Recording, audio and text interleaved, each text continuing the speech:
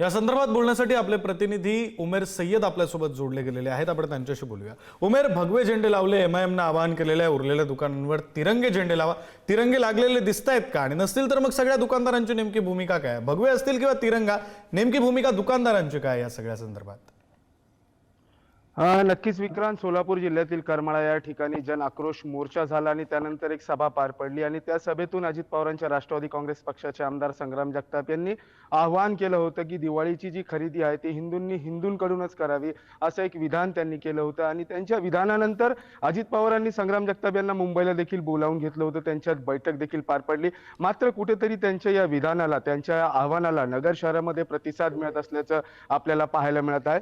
खरं तर जर आपण बघितलं तर खरं तर आपण जर बघितलं तर हिंदुत्ववादी काही संघटनांनी, हिंदुत्ववादी काही कार्यकर्त्यांनी काल अहिल्यानगर शहराच्या कापड या बाजारपेठेमध्ये भगवे ध्वज लावले आणि विशेष करून हिंदूंच्या दुकानावरतीच ते भगवे ध्वज लावण्यात आलेत।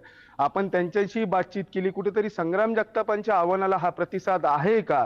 तर नक्कीच हे संग्राम जगतापांच्या आव्हानाला प्रतिसाद आहे। मात्र कुठेतरी ज्या प्रकारे पहलगाममध्ये हल्ला झाला आणि तिथं धर्म विचारून जे भारतीय नागरिकांना मारण्यात आलं आणि त्यामुळे कुठेतरी आर्थिक बहिष्कार आम्ही या लोकांवरती घालण्याचा कुठेतरी प्रयत्न करत असल्याचं काही हिंदुत्ववादी कार्यकर्त्यांकडून बोलण्यात आलं आणि त्यामुळं या दिवाळीमध्ये कुठेतरी हिंदूंनी हिंदूंचे दुकानं हिंदूंना ओळखता यावे यासाठी शहराच्या कापड बाजारामध्ये हिंदूंच्या दुकानावरती भगवे ध्वज लावण्यात आले।